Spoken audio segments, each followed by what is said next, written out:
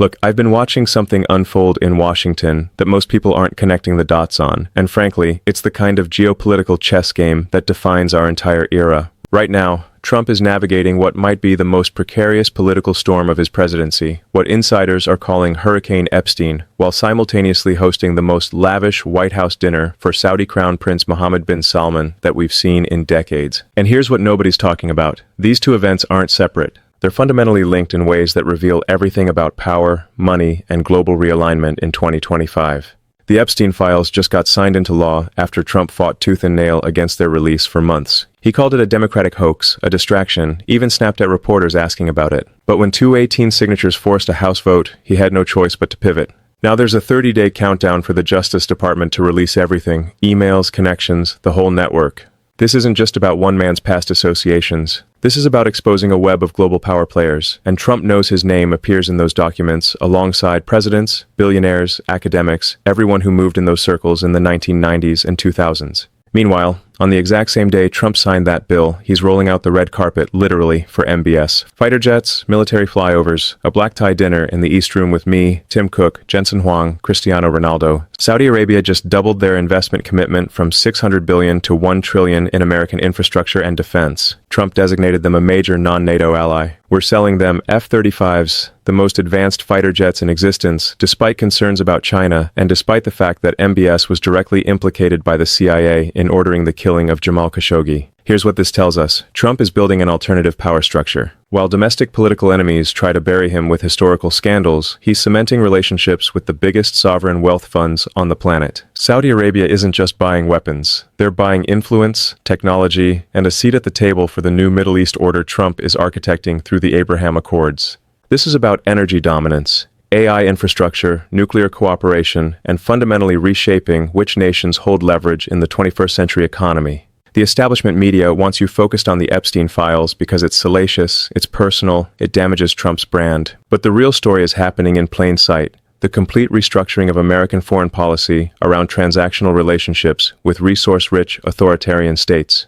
Trump doesn't care about the moral optics of dining with MBS. He cares about the trillion-dollar investment, the defense contracts, the geopolitical checkmate against Iran, and the possibility of Saudi recognition of Israel. This is the collision between old power and new power, between scrutiny of past associations and the construction of future alliances, between domestic accountability and international realpolitik. And whether you support Trump or oppose him, you have to understand that what's happening right now will define American foreign policy, Middle Eastern stability, and global economic flows for the next generation. The Epstein files might tell us who attended parties in the 1990s. The Saudi dinner tells us who's building the world order for the 2030s. That's the difference between looking backward and building forward. And that's exactly the kind of strategic calculation that separates spectators from players in the great game of global power. So let's unpack what's actually happening here, because the mainstream narrative is missing the forest for the trees. The Epstein Files Transparency Act just passed both chambers of Congress with overwhelming bipartisan support. We're talking about a bill that sat dormant for months while Trump called it a Democratic hoax, a distraction, everything except what it actually is, a legitimate demand for transparency from survivors and the American public.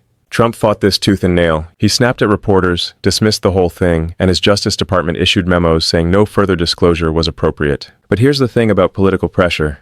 When you get 218 signatures on a discharge petition forcing a House vote, when you're staring down a humiliating floor defeat that would expose weakness in your own party, you don't have the luxury of principle anymore. You have to pivot, and Trump pivoted hard. Now, Attorney General Pam Bondi is saying they'll follow the law with maximum transparency while protecting victims. But let me tell you what's actually in this legislation, because the details matter. The Justice Department has 30 days to release everything. All FBI and DOJ investigative files on Epstein and Ghislaine Maxwell, all communications, all internal memos about charging decisions or decisions not to charge, every immunity deal, every non-prosecution agreement, every sealed settlement. We're talking about a comprehensive dump of one of the most politically sensitive investigations in modern American history. And it's not just about Epstein himself. The bill explicitly requires disclosure of information on people named or referenced in connection with his criminal activities, and that includes government officials, corporate entities, nonprofits, academic institutions, anyone with known or alleged ties to his trafficking or financial networks. Here's where it gets interesting. The legislation has carve-outs. The Justice Department can withhold victim identities, child sexual abuse material, and anything classified for national defense or foreign policy reasons.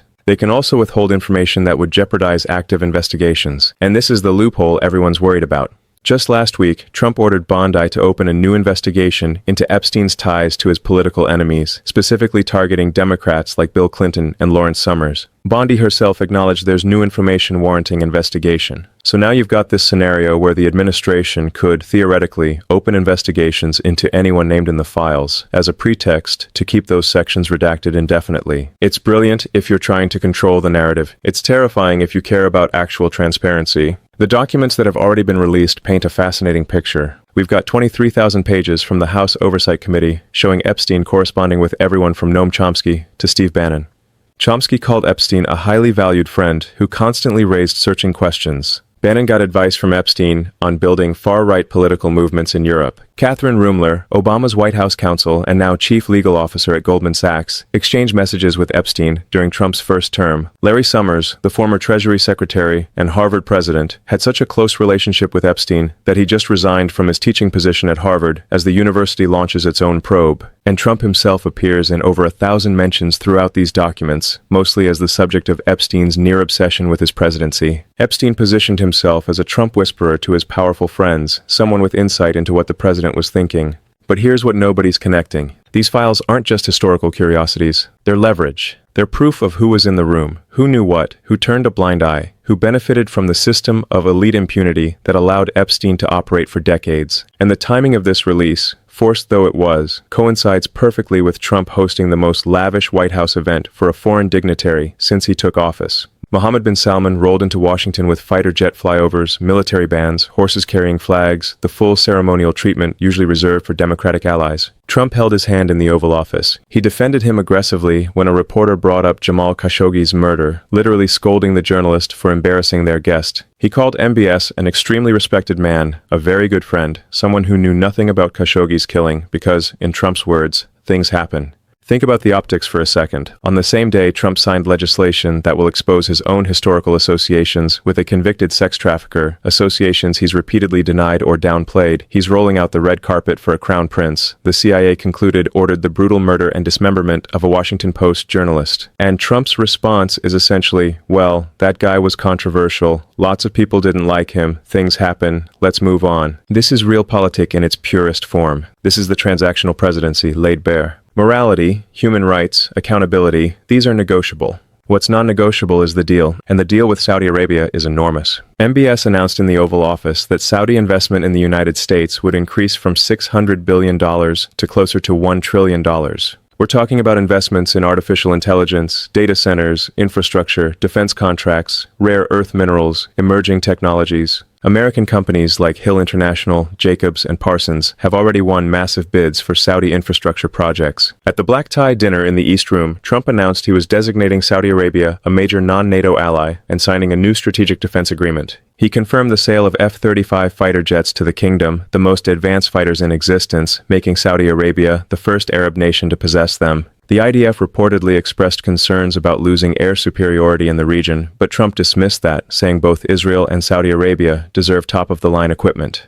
Now let's talk about what this really means. The Abraham Accords, which Trump sees as his signature foreign policy achievement, depend on Saudi normalization with Israel. But MBS has been clear, Saudi Arabia will join the Abraham Accords only if there's a credible path to Palestinian statehood. Trump thinks he can broker that. He thinks $1 trillion in Saudi investment, F-35 sales, and a major non-NATO ally designation will create enough leverage to push both sides toward a deal. And maybe he's right. But the cost is profound. We're essentially decoupling human rights from foreign policy. We're saying that financial investment and strategic partnership matter more than accountability for journalists being murdered, for dissidents being imprisoned, for women's rights activists being tortured in Saudi prisons. The State Department's own reports document extensive human rights abuses in Saudi Arabia. But Trump stood in the Oval Office and praised MBS for his human rights record, calling it commendable. This isn't ignorance. This is calculation. Trump sees the Middle East through an entirely economic and strategic lens. Iran is the enemy, not because of ideology, but because they threaten Saudi and Israeli interests, which in turn threatens American energy dominance and regional stability. China is the competitor, not because of authoritarianism, but because they're offering Belt and Road investments that could pull the Gulf states into their orbit. So Trump's strategy is simple. Flood the region with American investment, American weapons, American technology, and create dependencies that last for generations. The dinner itself was a who's who of power. Me, obviously. Tim Cook from Apple, Jensen Huang from Nvidia, Cristiano Ronaldo, Bryson DeChambeau, members of Congress, cabinet officials, Wall Street titans. They served pistachio-crusted rack of lamb and couverture mousse pear for dessert. MBS sat there in his tuxedo, smiling, shaking hands, talking about how America is the hottest country in the world right now, and Saudi Arabia wants to be part of the foundation of emerging technologies. It was a coronation. It was Trump saying to the world, this man is rehabilitated, this relationship is essential, and anyone who has a problem with that can take it up with the $1 trillion investment check. Meanwhile, back in the news cycle, we've got Epstein survivors holding press conferences demanding the files be released. We've got senators from both parties saying the Justice Department has 30 days and there better not be any games, any cover-ups, any selective redactions based on political convenience. Chuck Schumer went on record saying every name should come out, everything, no hiding, no game playing. But there's skepticism, and for good reason. The bill gives the DOJ discretion. It allows for withholding based on active investigations. And Trump just ordered a new investigation into Democrats with Epstein ties the same week he signed the transparency bill. You see the problem. You can comply with the letter of the law while completely undermining its spirit. So what we're witnessing is a masterclass in political survival and strategic realignment happening simultaneously. Trump is using the Saudi relationship to build an alternative power structure that doesn't depend on traditional Democratic allies who might hold him accountable for things like the Epstein files or January 6th or any of the domestic political scandals that keep emerging. He's building relationships with authoritarian regimes that have money, resources, and no interest in American democratic norms. Saudi Arabia gets legitimacy, advanced weapons, security guarantees, and a seat at the table for the New World Order. Trump gets investment, defense contracts, leverage over Iran, and a potential Nobel Peace Prize if he can pull off Saudi-Israeli normalization. The Epstein files will eventually come out in some form. Maybe heavily redacted, maybe with key sections withheld pending investigation, maybe with a narrative framing that blames Democrats and downplays Republican involvement. But the real story isn't who went to parties 30 years ago. The real story is who's building the future right now and on what terms. Trump is betting that economic growth, job creation, and geopolitical victories will overshadow historical associations and moral compromises. He's betting that Americans care more about prosperity than accountability, more about winning than about how we win. And here's the uncomfortable truth. He might be right. Public attention is short.